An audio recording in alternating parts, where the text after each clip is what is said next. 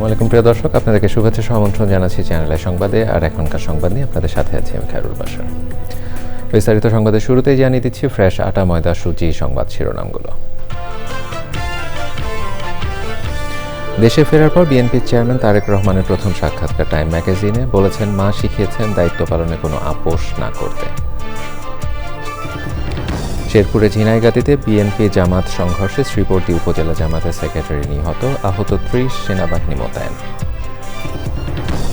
বাংলাদেশের নির্বাচনে যুক্তরাষ্ট্র কারো পক্ষ নিচ্ছে না বলে মার্কিন রাষ্ট্রদূতের মন্তব্য। ভোটে যারাই ক্ষমতায় আসুক একসাথে কাজ করার ঘোষণা। উত্তরের ৩ জেলায় তারেক রহমানের নির্বাচনী জনসভা বৃহস্পতিবার। বিএনপি চেয়ারম্যানকে বরণে রাজশাহী, নওগাঁ, বগুড়ায় প্রস্তুতি। নারীরা হামলা শিকার হলে জামাত বসে থাকবে না বললেন দলের আমির। মাতৃতান্ত্রিক পিতৃতান্ত্রিক নয়, মানবিক সমাজ গঠনের প্রতিশ্রুতি। এবং তৈরি পোশাক খাতে অধিকার, সক্ষমতা, সহযোগিতা জোরদারের বার্তা। উৎপাদন প্রক্রিয়ায় সৃষ্ট বর্জ্য সম্পদ বলে মন্তব্য।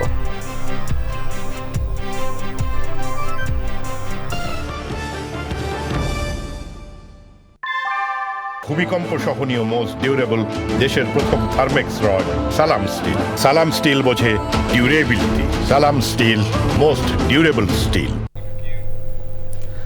সংবাদ শিরোনামগুলো জানাচ্ছিলাম। এখনকার সংবাদ আয়োজন একই সঙ্গে চ্যানেলের ইউটিউব চ্যানেল এবং চ্যানেলের ওটিটি প্ল্যাটফর্মে স্ক্রিনে লাইভ স্ট্রিমিং হচ্ছে। এবার নিয়ে যাচ্ছি বিস্তারিত আয়োজনে। ১৭ বছর নির্বাসন শেষে দেশে ফেরা তারেক রহমানকে নিয়ে বিশেষ প্রতিবেদন প্রকাশ করেছে বিশ্বখ্যাত টাইম ম্যাগাজিন। দেশে ফেরার পর এই প্রথম টাইম ম্যাগাজিনে তারেক রহমানের সাক্ষাৎকার নিয়ে বিশেষ প্রতিবেদন করেছে টাইম। বাংলাদেশ প্রডিগাল সান শিরোনামে প্রকাশিত এই এক্সক্লুসিভ প্রতিবেদনে বাংলাদেশের রাজনীতি, নির্বাচন সংস্কার এবং ভবিষ্যৎ নেতৃত্ব সবই উঠে এসেছে আন্তর্জাতিক দৃষ্টিভঙ্গিতে। সাক্ষাৎকারে তারেক রহমান বলেছেন, মা শিখিয়েছেন দায়িত্ব পালনে কোনো আপোষ না করতে। টাইম ম্যাগাজিনের সাংবাদিক চার্লি ক্যাম্বেলের নেয়া এই দীর্ঘ সাক্ষাৎকারে তারেক রহমানকে বেশ পরিমিত ও অন্তর্মুখী হিসেবে বর্ণনা করা হয়েছে। বিস্তারিত জানাচ্ছেন মাসুর শাকিল। দেশে ফেরার পর এই প্রথম টাইম ম্যাগাজিনের সাথে সাক্ষাৎকারে বিএনপি চেয়ারম্যান তারেক রহমান বলেছেন, সরকার পরিচালনার দায়িত্ব পেলে তিনি সর্বোচ্চ চেষ্টা করবেন তার অঙ্গীকার পূরণে।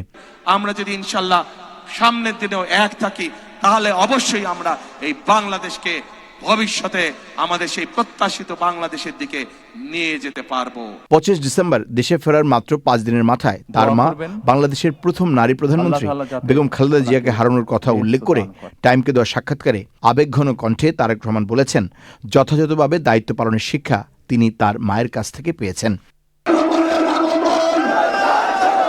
তবে বাংলাদেশের এখন উচ্চ মূল্যস্ফীতি, দুর্বল মুদ্রা, বেকারত্ব আর বৈদেশিক মুদ্রার সংকট, কর্মসংস্থানের মতো বড় চ্যালেঞ্জগুলো নিয়ে প্রশ্ন করা হলে তারেক রহমান তার খাল খনন, বৃক্ষরোপণ, সবুজ নগর, বর্জ্য থেকে বিদ্যুৎ এবং দক্ষতা উন্নয়নের পরিকল্পনার কথা তুলে ধরেন।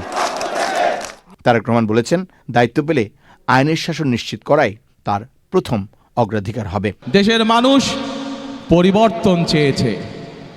সেই পরিবর্তন, যে পরিবর্তন এই দেশের খেটে খাওয়া মানুষকে নিরাপত্তা দিবে, নিরাপদে ব্যবসা বাণিজ্য, নিরাপদে চাকরি, নিরাপদে রাস্তায় হাঁটার অধিকার দিবে। আজ এই দেশের জনগণ, এই দেশের মানুষ যদি বিএনপির পাশে থাকে, কঠোর হস্তে দেশের আইন শৃঙ্খলাকে নিয়ন্ত্রণ করব। আজকের বাংলাদেশ অতীতের উত্তরাধিকার নয়, চায় কার্যকর নেতৃত্ব, প্রতিষ্ঠান শক্তিশালীকরণ এবং ভবিষ্যতের নিশ্চয়তা। প্রডিগাল সান এই প্রতিবেদনে নির্বাসন শেষে ফেরা তারেক রহমান সেই প্রত্যাশা পূরণ করতে পারবেন কিনা তার উত্তর সময় এবং আগামী নির্বাচন দেবে বলে মন্তব্য করে প্রতিবেদনটি শেষ করেছে। Masrur Shakil, channel I, Dhaka. এবারে জাতীয় সংসদ নির্বাচন 2026-এর কাউন্টডাউন।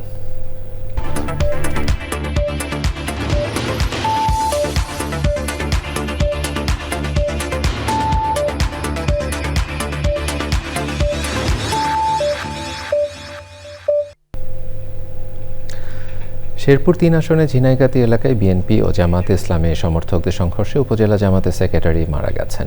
বুধবার বিকাল ৩টার দিকে এলাকার মিনি স্টেডিয়াম মাঠে এই ঘটনা ঘটে। এছাড়া সংঘর্ষে ৩০ জন আহত হয়েছেন। নিহত মাওলানা রেজাউল করিম শ্রীবর্দী উপজেলা জামাতের সেক্রেটারি ছিলেন। তাকে আহত অবস্থায় ময়মনসিংহ মেডিকেল কলেজ হাসপাতালে নেয়ার পথে তিনি মারা যান। এদিকে সংঘর্ষের পণ্ড হয়ে গেছে উপজেলা প্রশাসন আয়োজিত শেরপুর 3 আসনের প্রতিদ্বন্দ্বী প্রার্থীদের নিয়ে নির্বাচনী ইশতেহার পাঠ অনুষ্ঠান। আহতদের ঝিনাইগাতী উপজেলা হাসপাতালে ভর্তি করা হয়েছে। এ ঘটনার পর ঝিনাইগাতী উপজেলা সদরে বিএনপি ও জামাতের নেতাকর্মীদের মধ্যে উত্তেজনা বিরাজ করছে। অপ্রীতিকর ঘটনা এড়াতে ঝিনাইগাতীতে সেনাবাহিনী মোতায়েন করা হয়েছে। এই ঘটনায় ঢাকা বিশ্ববিদ্যালয়ের কেন্দ্রীয় ছাত্র সংসদে ভিপি সাদিক কায়েম নিজের ফেসবুক পোস্টে ক্যাম্পাস এলাকায় বিচারের দাবিতে বিক্ষোভের ডাক দিয়েছেন।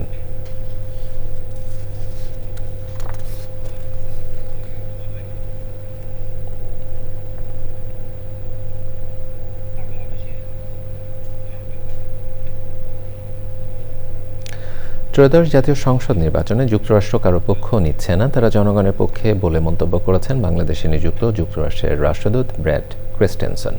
বুধবার দুপুরে প্রধান নির্বাচন কমিশনারের সঙ্গে বৈঠকের পর সাংবাদিকদের তিনি একথা বলেন। যে সরকারি ক্ষমতায় আসুক যুক্তরাষ্ট্র তাদের সঙ্গে কাজ করবে বলেও জানান রাষ্ট্রদূত। লায়লা নওশিনের রিপোর্ট। পূর্ব নির্ধারিত বৈঠকের অংশ হিসেবে বুধবার সকাল 12:15টায় 3 সদস্যের প্রতিনিধি দল নিয়ে নির্বাচন ভবনে আসেন ঢাকায় নবনিযুক্ত মার্কিন রাষ্ট্রদূত ব্রেন্ট ক্রিস্টেনসন। সিইসির সঙ্গে প্রায় 1 ঘণ্টার বৈঠক শেষে ব্রেন্ট ক্রিস্টেনসন সাংবাদিকদের জানান বৈঠকে ফলপ্রসূ আলোচনার কথা। আসন্ন নির্বাচনে যুক্তরাষ্ট্র কোনো দলের পক্ষে না, বাংলাদেশের জনগণের পক্ষে থাকবে বলে জানান তিনি। বাংলাদেশের নির্বাচন নিয়ে যুক্তরাষ্ট্রের মধ্যে ব্যাপক উৎসাহ কাজ করছে। মার্কিন সরকার কোনো দলের পক্ষ নিচ্ছে না। আমরা বাংলাদেশের মানুষের পক্ষে। বাংলাদেশের ভোটের বিষয়ে বাংলাদেশের জনগণই সিদ্ধান্ত নেবে। আশা করি উৎসবমুখর ও সফল নির্বাচন হবে। যেই সরকারই আসুক না কেন যুক্তরাষ্ট্র তাদের সাথে থাকবে। পরে ইসি সচিব আক্তার আহমেদ জানান পোস্টাল ব্যালট, আচরণবিধি লঙ্ঘনের অভিযোগ ও আইন শৃঙ্খলা নিয়েও আলোচনা হয়েছে মার্কিন রাষ্ট্রদূতের সঙ্গে। এবার নির্বাচনে যুক্তরাষ্ট্র পর্যবেক্ষক পাঠাবে না, তবে স্বতন্ত্রভাবে দেশের 4টি স্থান থেকে পর্যবেক্ষণ করবে দূতাবাস। ওনারা ওখান থেকে আপনার কোনো পর্যবেক্ষক দল আসবে না, তবে ইন্ডিপেন্ডেন্ট একটা দল আসবেন যেটা মার্কিন যুক্তরাষ্ট্র থেকে, এবং আপনার দূতাবাস থেকে, মার্কিন দূতাবাস থেকে ওনারা ঢাকা, সিলেট, চট্টগ্রাম এবং খুলনায় ওনাদের মতন পর্যবেক্ষণে যাবেন। But they are not the formal observers. ওনারা এমনি দেখতে যাবেন ভোটের অবস্থাটা কি, এবং আপনাদের ওনারা বলেছেন যে ওনারা এটাকে কংগ্রেসে, আপনার সিনেটে বোধহয় রিপোর্ট করবেন। মার্কিন দূতাবাসের এই দলে আরও ছিলেন রাজনৈতিক কর্মকর্তা ডেভিড মুর ও ফিরোজ আহমেদ। আমরা কিভাবে এটাকে ম্যানেজ করতেছি।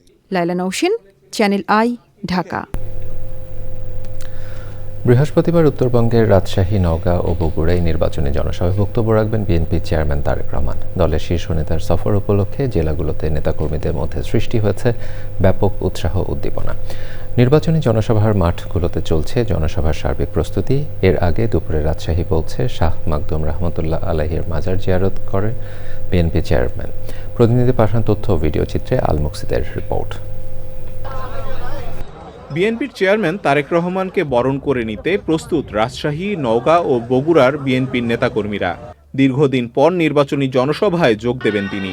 দলীয় প্রধানের সফরকে ঘিরে বিএনপির নেতাকর্মীদের মধ্যে দেখা দিয়েছে নতুন উৎসাহ উদ্দীপনা। আমাদের চেয়ারপারসন তারেক রহমান নওগাঁতে আসার জন্য ইচ্ছা পোষণ করেছেন, এই কারণেই আমরা সবাই এখানে সময় দিচ্ছি। ও মনের যে প্রফুল্লতা, ঈদের মতন একটা আনন্দ আমাদের ভিতরে বিরাজ করতে।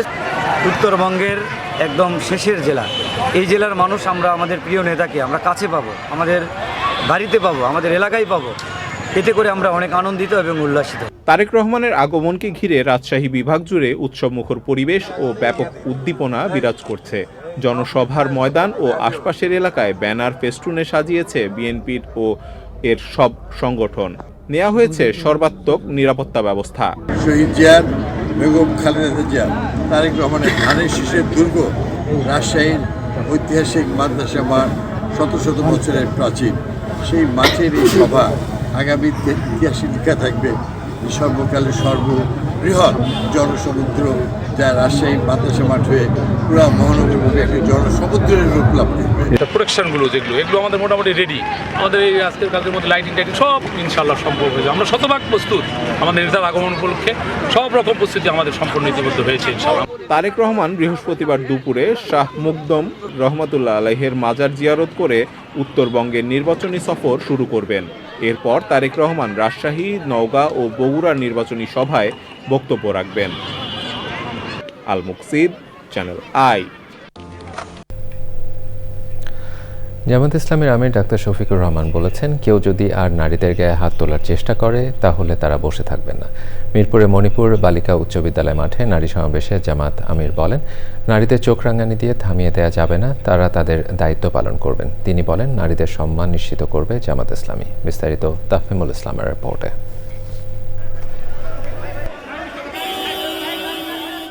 ত্রয়োদশ জাতীয় সংসদ নির্বাচনের প্রচারের সপ্তম দিন ঢাকার 15 আসনে পথসভা, গণসংযোগ, পদযাত্রা ও নারী সমাবেশ সহ বিভিন্ন অনুষ্ঠানে দাঁড়িপাল্লায় ভোট চেয়েছেন জামায়াতে ইসলামীর আমির। সকালে উত্তর কাফরুল এলাকায় গণসংযোগ করেন জামায়াতের আমির। এ সময় নানা বয়সী মানুষের কাছে গণভোটে হাঁ ও দলীয় প্রতীক দাঁড়িপাল্লায় ভোট চান তিনি। বিকেলে নারী সমাবেশে যোগ দেন জামায়াতের আমির। মিরপুর 2-এর মণিপুর বালিকা উচ্চ বিদ্যালয় মাঠ ছিল নারীদের ব্যাপক উপস্থিতি। বিভিন্ন জায়গায় নারীদের উপর হামলার প্রতিবাদ জানান জামাতের নারী কর্মীরা। যদি মা বোন ঘরে থাকে, যদি নিজের স্ত্রী থাকে, নিজের সন্তান থাকে, মেয়ে সন্তান থাকে, তাহলে তাদের কথা একটু চিন্তা করুন। দেশের জন্য, জাতির জন্য, উম্মার জন্য মহান রাব্বুল আলামিন আমাদের সবাইকে আমাদের প্রত্যাশিত কাঙ্ক্ষিত দায়িত্ব পালন করার তৌফিক দান করুন। প্রধান অতিথির বক্তব্যে জামায়াতের আমির ডাক্তার শফিকুর রহমান বলেন, ক্ষমতায় গেলে 11 দলীয় জোট নারীদের কর্মঘণ্টা কমিয়ে দেওয়ার পাশাপাশি নানান প্রতিশ্রুতি দেন। আমরা তোমাদের হাতে কোনো বেকার ভাতা তুলে দেব না। আমরা তোমাদের 2টা স্কিল উপহার দেব। একটা হচ্ছে লিঙ্গুইস্টিক স্কিল, ভাষার দক্ষতা, ইংলিশ, আরবি, অবভিয়াসলি যার জন্য যেটা প্রযোজ্য। বাংলা তো আমার আছে। আর দ্বিতীয়টা হচ্ছে হাতকে দক্ষ মানুষ হিসাবে আমরা গড়ে দেব তোমাদের হাতকে। নির্বাচনী প্রচারে বিভিন্ন জায়গায় নারীদের উপর হামলার প্রতিবাদ জানিয়ে জামায়াতে ইসলামীর আমির বলেন, মায়েদের উপর হাত দেওয়া হলে বসে থাকবে না জামায়াতে ইসলামী। যারা মায়ের গায়ে হাত বাড়িয়েছেন, অপমান করেছেন, তোমরা ক্ষমা চাও, তওবা করো, আল্লাহ তোমাদেরকে মাফ করে দেবেন। কিন্তু পরিষ্কার বলে দিচ্ছি, আমাদের জীবনের চাইতে আমাদের মায়েদের ইজ্জতের মূল্য আমাদের কাছে অনেক বেশি। আর যদি কেউ হাত বাড়ানোর চেষ্টা করে, ইনশাআল্লাহ আমরা গালে হাত দিয়ে বসে থাকবো না। মায়ের সন্তানেরা আমরা গর্জে উঠব। যে কোনো মূল্যে আমাদের মায়ের মর্যাদা আমরা ইনশাআল্লাহ রক্ষা করব। কোনো মাতৃতান্ত্রিক বা পিতৃতান্ত্রিক সমাজ চায় না জামায়াতে ইসলামী জানিয়ে ডাক্তার শফিকুর রহমান বলেন, তার দল মানবিক সমাজ প্রতিষ্ঠা করতে চায়। আর না হলে তাফহিমুল ইসলাম, চ্যানেল আই, ঢাকা।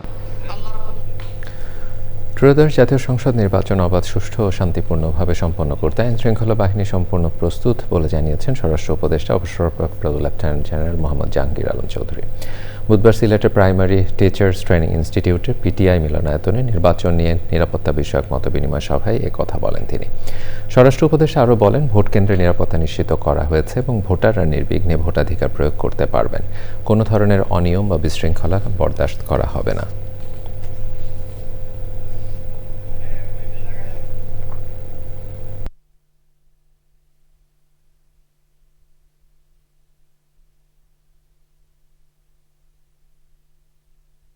আমরা প্রতিটা ভোটিং সেন্টার সুরক্ষায় রাখা হচ্ছে, ক্যামেরা থাকতেছে, ড্রোন থাকবে সব কেন্দ্রে না, তারপরে আমার বডি ওয়ার্ন ক্যামেরা থাকবে, তারপরে আপনার এই আমার একজন ডগ স্কোয়াডও থাকবে। আমরা এবার সব ধরনের প্রিপারেশন। পররাষ্ট্র উপদেষ্টা মোহাম্মদ তাওহিদ হোসেন বলেছেন, সরকার চায় নির্বাচনে সর্বোচ্চ সংখ্যক পর্যবেক্ষক ও সাংবাদিক আসুক, তবে ভিসা দেওয়ার ক্ষেত্রে যথেষ্ট যাচাই বাছাই করা হবে। বড় সহিংসতা হলে যারা নির্বাচনে অংশ নিতে পারছেন না তারা করতে পারে বলে মন্তব্য তার। চীনের অর্থায়নে সামরিক ড্রোন কারখানা স্থাপন নিয়ে কিছু জানেন না উল্লেখ করে তিনি বলেন, বাংলাদেশের নিজের দেশে কি করবে তা নিজেই সিদ্ধান্ত নেবে। পান্থ রহমান জানিয়েছেন বিস্তারিত। নির্বাচন ঘনিয়ে আসছে, বাড়ছে নির্বাচনকালীন সহিংসতার সংখ্যা। এ নিয়ে দলগুলোরও আছে অভিযোগ, পাল্টা অভিযোগ। যদিও পররাষ্ট্র উপদেষ্টা মনে করেন নির্বাচনকালে ছোটখাটো মারামারি হয়েই থাকে, তবে বড় কোনো সহিংসতার আশঙ্কা নেই সরকারের। বাংলাদেশে এমন কোনো পরিস্থিতি বিদ্যমান নেই যে তাদের কর্মকর্তা বা তাদের পরিবার পরিজন কোনো বিপদে আছে। যারা নির্বাচনে অংশগ্রহণ করছেন তারা প্রত্যেকেই যথেষ্ট তাদের কার্যকলাপে যথেষ্ট সংযমের পরিচয় দিচ্ছেন।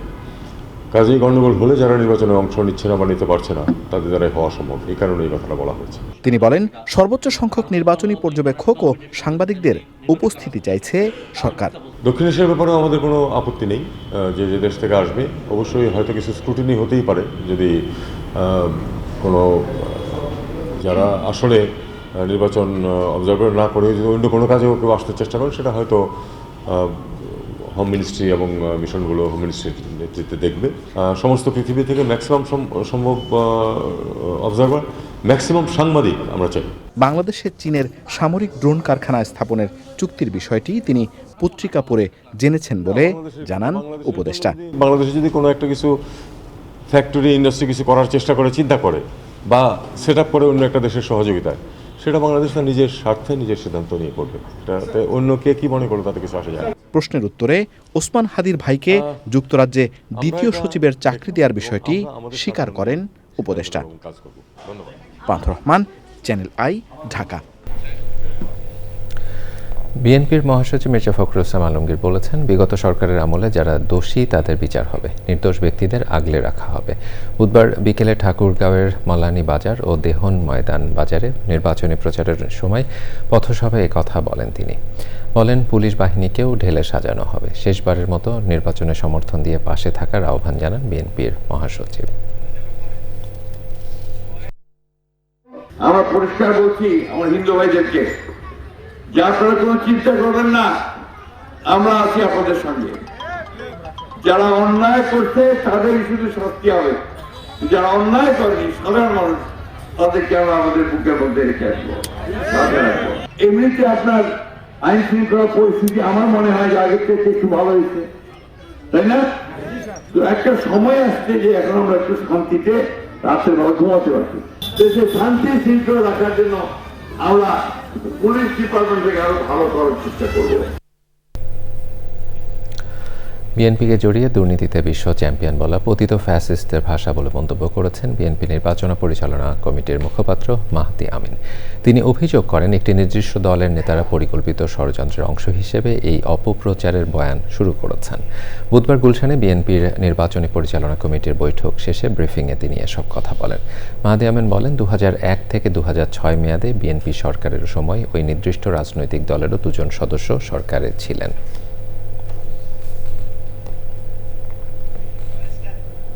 নির্দিষ্ট দলের শীর্ষ পর্যায়ের নেতারা নতুন করে পতিত ফ্যাসিবাদের মতন করে পুরনো মিথ্যা ও প্রতারণামূলক দুর্নীতির বিশ্ব চ্যাম্পিয়ন বয়ান প্রচারের দায়িত্ব গ্রহণ করেছেন। অথচ এটি আজ জাতীয়ভাবে প্রমাণিত যে বিএনপি রাষ্ট্র পরিচালনায় আসার পর দুর্নীতির হার ধারাবাহিকভাবে কমেছে। ভোট চাইতে গিয়ে সেই নির্দিষ্ট দলটি ধর্মীয় অনুভূতির অপব্যবহার, জান্নাতের প্রলোভন, কোরআন শরীফে শপথ করানো, এমনকি বিকাশ নম্বরে টাকা দেওয়ার বিভিন্ন প্রস্তাব দিয়ে বেড়াচ্ছে।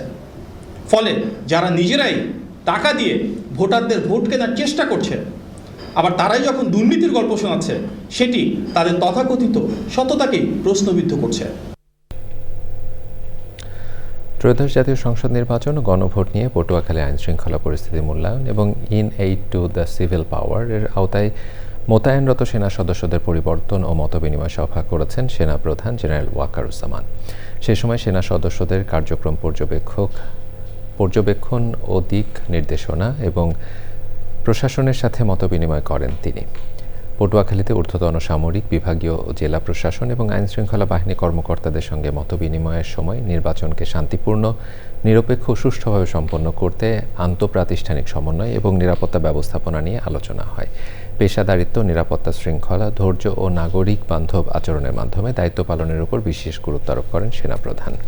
সে সময় ছিলেন general officer commanding army training and doctrine command, GOC 7 পদাতিক ডিভিশন ও এরিয়া কমান্ডার, বরিশাল এরিয়া এবং সেনা সদর ও বরিশাল এরিয়ার ঊর্ধ্বতন সামরিক ও বেসামরিক কর্মকর্তারা। এবারে অন্যান্য সংবাদ। বাংলাদেশে ডিজিটাল বিপ্লবের কথা বলা হলেও বাস্তবে কিছুই নেই, এমন মন্তব্য করে প্রধান উপদেষ্টা অধ্যাপক ডক্টর মোহাম্মদ ইউনূস বলেছেন, সব সুবিধা মন্ত্রণালয়ের মধ্যে, অথচ এগুলো সাধারণ নাগরিকের কাছে যাওয়ার কথা ছিল। প্রধান উপদেষ্টা বলেন, নাগরিকদের কাছে সুবিধা চলে গেলে দেশে আর দুর্নীতি হতো না। মোস্তফা মল্লিকের রিপোর্ট। বাংলাদেশ চীন মৈত্রী সম্মেলন কেন্দ্রে digital device and innovation expo 2026। দেশের সবচেয়ে বড় তথ্য প্রযুক্তি প্রদর্শনীর উদ্বোধন করেন প্রধান উপদেষ্টা অধ্যাপক ডক্টর মোহাম্মদ ইউনুস। তিনি বলেন, সারা বিশ্ব প্রযুক্তিতে যত দ্রুত গতিতে এগিয়ে যাচ্ছে, বাংলাদেশ তার চেয়েও বেশি গতিতে পিছিয়ে যাচ্ছে। এবং এর গতি, পরিবর্তনের গতি দ্রুত থেকে দ্রুততর হচ্ছে। এটি হলো 1 নম্বর মেসেজ। আমরা যদি নিজেদের গতি দ্রুত না করি, ওই গতির সঙ্গে নিজেদের সামঞ্জস্য বিধান না করি, কি পরিমাণ দ্রুত গতিতে আমরা পিছিয়ে পড়ব এটা চিন্তাও করা যায়। আজকে 2-4টা কথা বলে মনে হচ্ছে যে আমরা তাদের সঙ্গেই আছি। আমরা সঙ্গে নেই। আমরা চিন্তায় পেছনে, কাজে পেছনে, নীতিতে পেছনে, সব দিক থেকে। আমার বলার উদ্দেশ্য হচ্ছে এই খাতটা হলো মূল খাত। এই খাত থেকে ভবিষ্যৎ রচনা হবে আমাদেরও এবং সারা পৃথিবীরও। প্রধান উপদেষ্টা বলেন, নাগরিকদের কাছে সরকারের সেবা যাবে, সরকার নয়। কিন্তু নাগরিকরা কোনো ধরনের সুযোগ সুবিধা পান না। সরকারের পক্ষ থেকেও বলা হচ্ছে আমরা সবকিছু ডিজিটালাইজ করে দেবো, নাগরিক যে কোনো জিনিস তার কম্পিউটার থেকে পেয়ে যাবে। এটা কথা, বাস্তবে দেখি না। সকল সচিবের সঙ্গে আলাপ করেছে, কেন হচ্ছে না? এই যে হচ্ছে, এই যে আমরা করেছি, আমরা এখানে একটা করেছি। এবং বেশিরভাগ হলো মন্ত্রণালয়ের ভেতরে, তার ডিপার্টমেন্টের ভেতরে। আমাদের ডিপার্টমেন্টের ভেতরে না, এটা মানুষের কাছে যেতে হবে। ডিপার্টমেন্টের ভেতরে হলে তো আগের মতো রয়ে গেল, শুধু মাঝখানে একটা কম্পিউটার দেখাইলাম। সরকারকে সে দেখবেই না। সরকার মানুষের কাছে, সরকার কেন গিয়ে বসে থাকবে? সরকারের সার্ভিস যাবে, সরকার যাবে না। সরকারের প্রযুক্তি যাবে, সরকার যাবে না। সবার জন্য চাকরি এর সমালোচনা করে প্রধান উপদেষ্টা বলেন, চাকরি হচ্ছে দাসপ্রথার আরেকটি রূপ।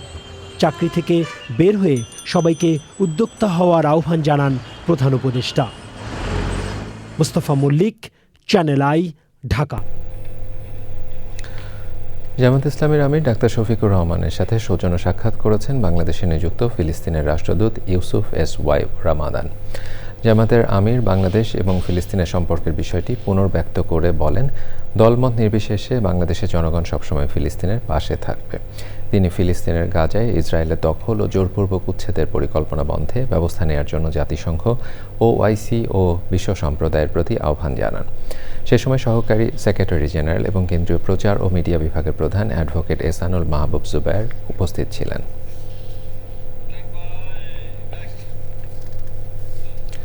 বাংলাদেশের পোশাক শিল্পের বর্জ্য বা ঝুট এখন আর বর্জ্য নয়, বরং এটি একটি সম্পদ। রাজধানীতে জাতীয় পরামর্শ কর্মশালায় উঠে আসে RMG খাতের অধিকার, সক্ষমতা এবং সহযোগিতা জোরদারের বার্তা।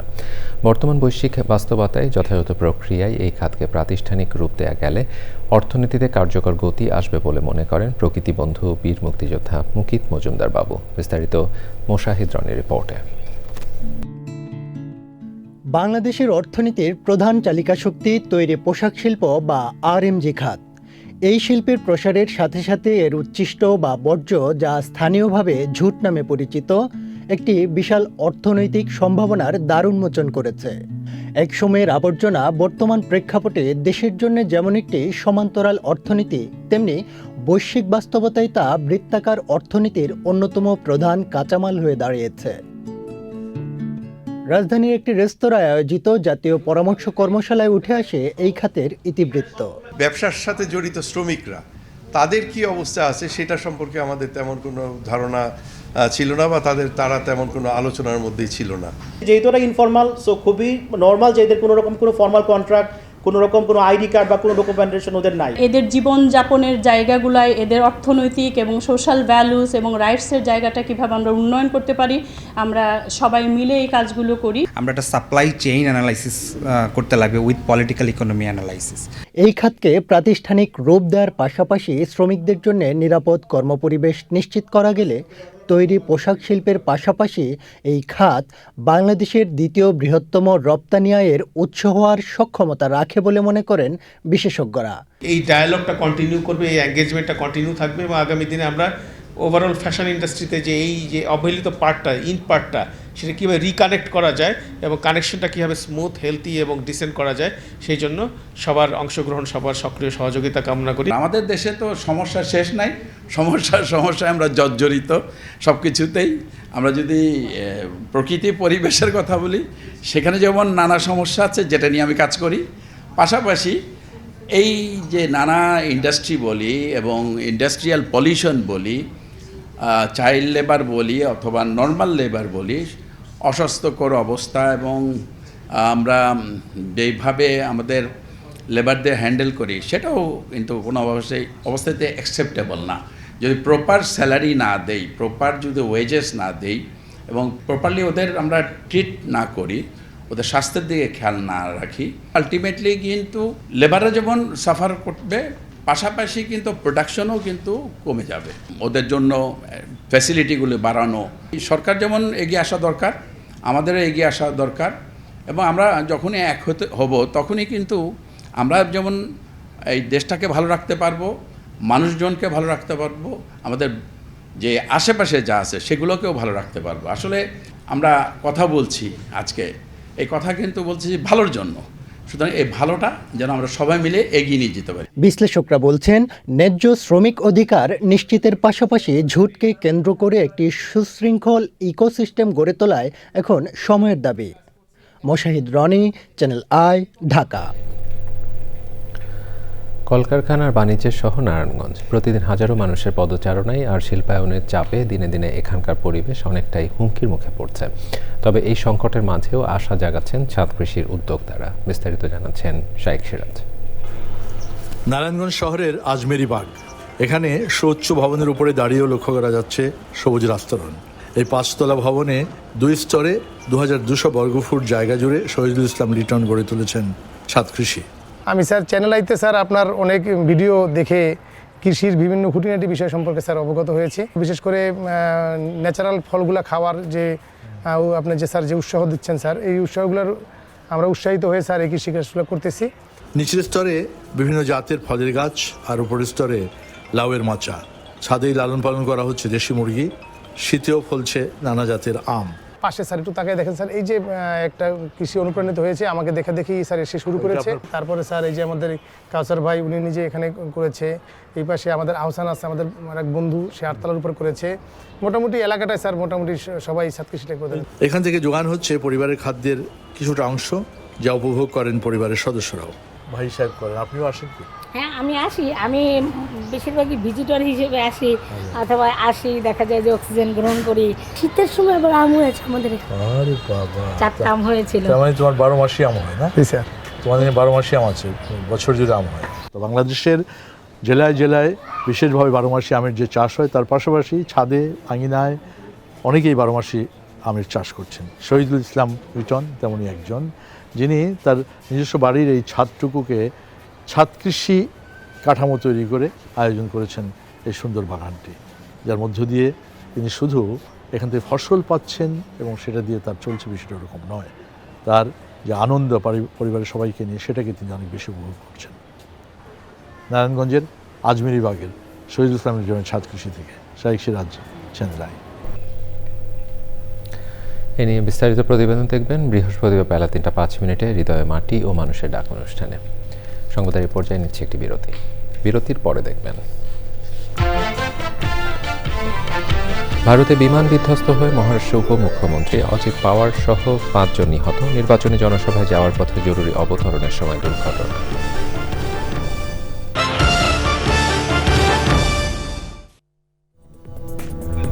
দর্শক, আবার আমন্ত্রণ জানাচ্ছি চ্যানেল আই সংবাদে। ত্রয়োদশ জাতীয় সংসদ নির্বাচনে সংবাদ সংগ্রহের জন্য সাংবাদিক আলোকচিত্রী, বিভিন্ন প্রতিষ্ঠানের প্রতিনিধি সহ গাড়ি চালকদের জন্য আলাদা লগ ইন করে রেজিস্ট্রেশন ও অনেক ধরনের তথ্য প্রদানের প্রক্রিয়া নিয়ে ক্ষুব্ধ সাংবাদিকরা।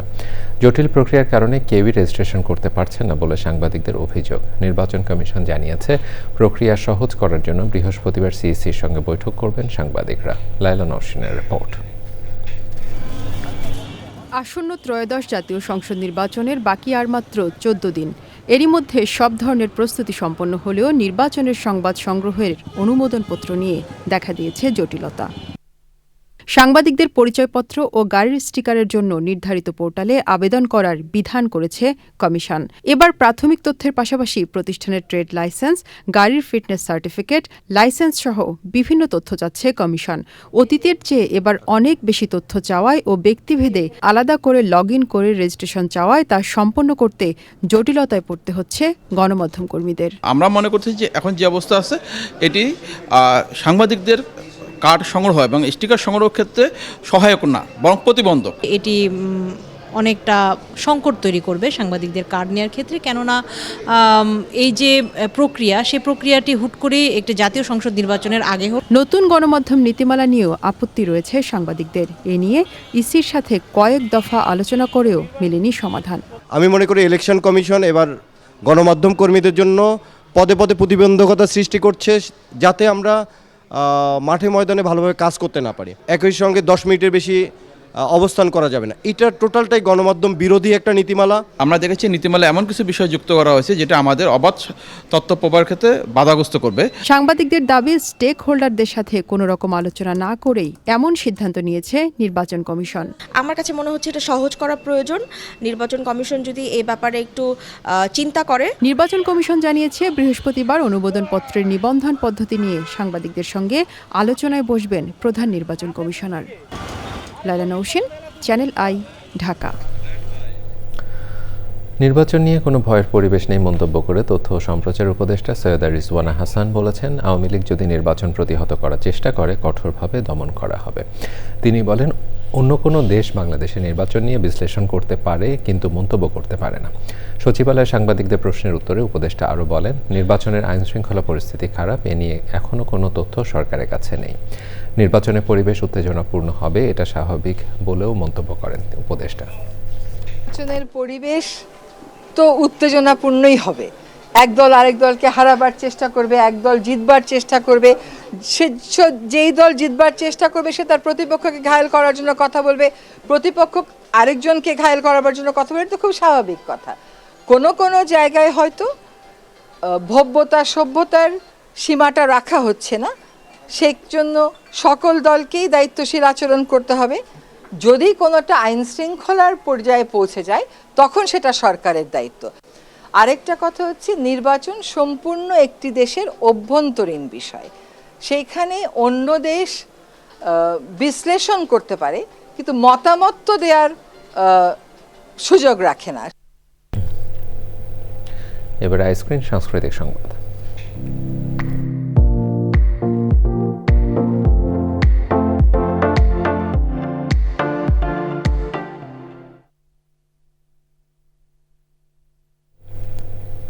স্মৃতির আড়ালে ক্রন্দন গ্রন্থের প্রকাশনা উৎসব হয়েছে জাতীয় প্রেস ক্লাবে। বইটি লিখেছেন বিশিষ্ট সাংবাদিক ও কথা সাহিত্যিক জামাল উদ্দিন জামাল। বুধবার এই অনুষ্ঠানে ছিলেন বিএনপি ভাইস চেয়ারম্যান শামসুজ্জামান দুদু, বিএনপির চেয়ারপারসনের উপদেষ্টা বীর মুক্তিযোদ্ধা আব্দুস সালাম, জাতীয় প্রেস ক্লাবের সভাপতি কবি হাসান হাফিজ, জাতীয় সাহিত্য সাংস্কৃতিক ঐক্যজোটের সভাপতি রেজাবুদ্দৌলা চৌধুরী ও অন্যরা।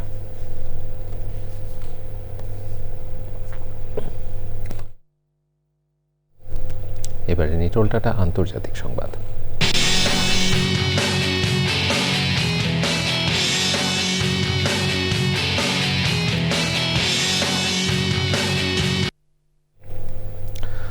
ভারতের মহারাষ্ট্রে বিমান বিধ্বস্ত হয়ে রাজ্যের উপমুখ্যমন্ত্রী অজিত পাওয়ার নিহত হয়েছেন। বুধবার স্থানীয় সময় সকাল 8:45 রাজ্যের বারামাতি জেলায় ওই দুর্ঘটনা ঘটে। এনডিটিভির প্রতিবেদনে জানানো হয়, বিমান দুর্ঘটনায় ন্যাশনালিস্ট কংগ্রেস পার্টির প্রধান অজিত পাওয়ার ছাড়াও আরও 4 জন নিহত হয়েছেন। তাদের মধ্যে বিমানের পাইলট ও অজিত পাওয়ারের নিরাপত্তা কর্মকর্তা রয়েছেন। ভারতীয় বার্তা সংস্থা ANI জানান, মহারাষ্ট্রের বারামতি বিমানবন্দরে জরুরি অবতরণের সময় বিমানটি বিধ্বস্ত হয়। 66 বছর বয়সী অজিত পাওয়ার বারামতির জেলা পরিষদ নির্বাচনে জনসভায় অংশগ্রহণের জন্য যাচ্ছিলেন। এবারে ঢাকা ব্যাংক PLC বাণিজ্য সংবাদ।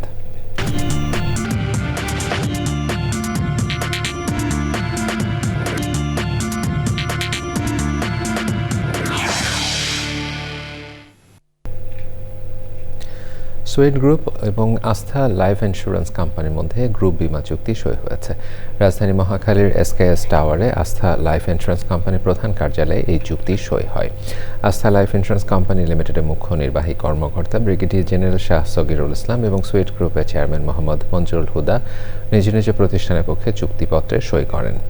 আয়োজকরা জানান, এই চুক্তির মাধ্যমে সুইট গ্রুপের 3টি প্রতিষ্ঠান যথাক্রমে sweet agrovet limited, lark international ও সুইট আইটেকের কর্মকর্তা কর্মচারীরা আস্থা লাইফের গ্রুপ বীমার আওতায় জীবন বীমা কভারেজ পাবেন।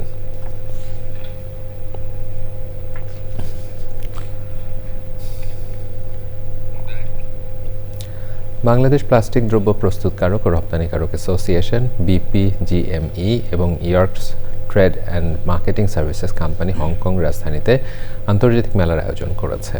ইন্টারন্যাশনাল কনভেনশন সিটি বসুন্ধরা ICCBতে বুধবার শুরু হয়েছে প্লাস্টিক, প্রিন্টিং ও প্যাকেজিং শিল্প নিয়ে এই মেলা। মেলার উদ্বোধন করেন বাণিজ্য মন্ত্রণালয়ের সচিব মাহবুবুর রহমান। স্বাগত বক্তব্য রাখেন BPGME এর প্রেসিডেন্ট শামীম আহমেদ। আয়োজকরা জানান, 4 দিনব্যাপী IPF এর 18তম আয়োজনে থাকছে 800-রও বেশি স্টল, যেখানে 18টি দেশ 390টি বেশি ব্র্যান্ড অংশগ্রহণ করছে।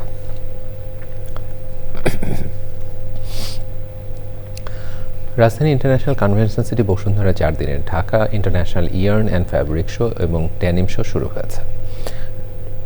নিউ ইয়র্ক ভিত্তিক পেশাদার বহুজাতিক প্রদর্শনী ও সম্মেলন সংস্থা কনফারেন্স অ্যান্ড এক্সিবিশন ম্যানেজমেন্ট সার্ভিসের আয়োজনে অংশগ্রহণ করেছে 15টির বেশি দেশের 325টি কোম্পানি।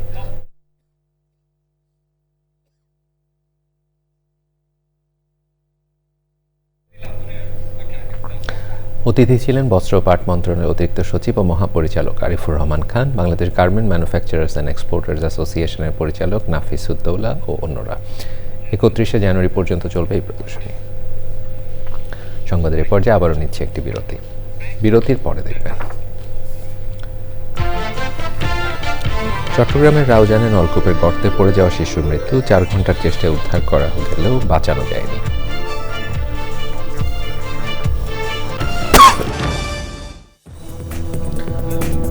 প্রিয় দর্শক, আবার আমন্ত্রণ জানাচ্ছি চ্যানেল আই সংবাদে।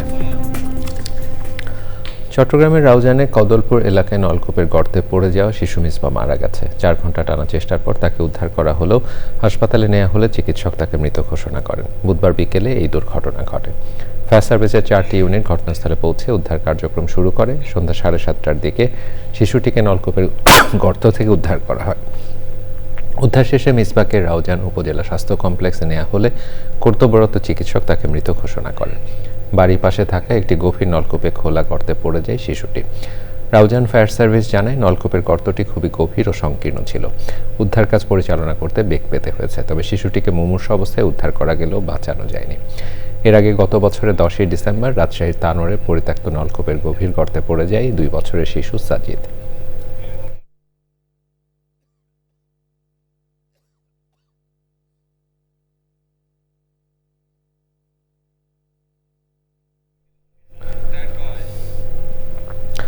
রাজধানী কাকরাইলে কোয়ান্টাম ফাউন্ডেশনে 3 শতাধিক স্বেচ্ছা রক্তদাতাকে সম্মাননা জানিয়েছে। প্রধান অতিথি ছিলেন Bangladesh university of business and টেকনোলজিসের উপাচার্য অধ্যাপক ডক্টর ABM শওকত আলী। স্বাগত বক্তব্য রাখেন স্বেচ্ছা রক্তদান কার্যক্রমের কোঅর্ডিনেটর ডাক্তার মনিরুজ্জামান। এ সময় স্বেচ্ছা রক্তদাতাদের কৃতজ্ঞতা জানানোর পাশাপাশি দেশের রক্ত চাহিদা মেটাতে তরুণ স্বেচ্ছা রক্তদাতাদের মানবিক এ সেবায় এগিয়ে আসার আহ্বান জানানো হয়।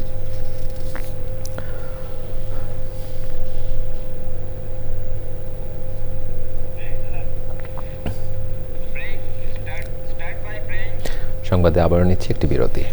বিরতির পরে দেখবেন, নারীদের T20 বিশ্বকাপে চূড়ান্ত পর্বে বাংলাদেশ, বাছাই পর্বে থাইল্যান্ডের বিপক্ষে 39 রানে জয়।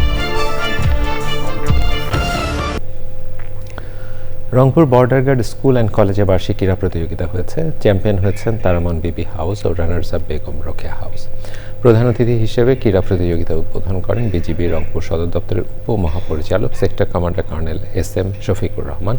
বিশেষ অতিথি ছিলেন বিজিবির 51 ব্যাটালিয়নের অধিনায়ক লেফটেন্যান্ট কর্নেল সেলিম আলদিন। বার্ষিক ক্রীড়া প্রতিযোগিতায় 44টি ইভেন্টে অংশ নেয় প্রতিযোগীরা। শেষ ডিসপ্লে প্রদর্শনী ও পুরস্কার বিতরণ করা হয়।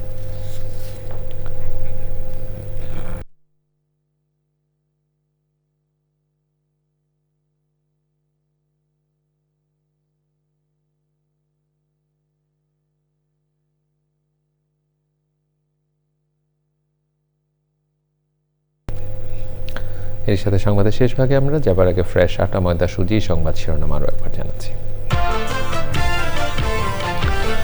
দেশে ফেরার পর বিএনপির চেয়ারম্যান তারেক রহমানের প্রথম সাক্ষাৎকার টাইম ম্যাগাজিনে বলেছেন, মা শিখিয়েছেন দায়িত্ব পালনে কোনো আপোষ না করতে।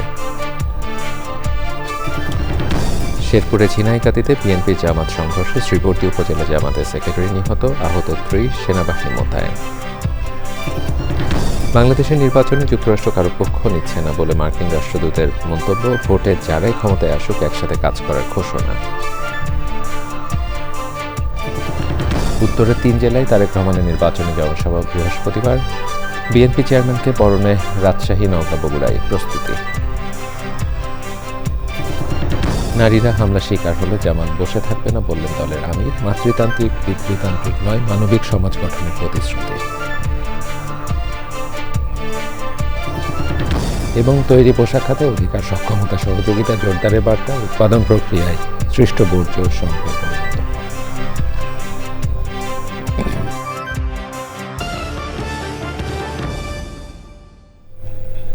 প্রিয় দর্শক, এছাড়াও চ্যানেলের সর্বশেষ সংবাদ জানতে ভিজিট করুন channelonline.com-এ। যুক্ত থাকুন আমাদের সোশ্যাল মিডিয়া প্ল্যাটফর্মগুলোর সাথে।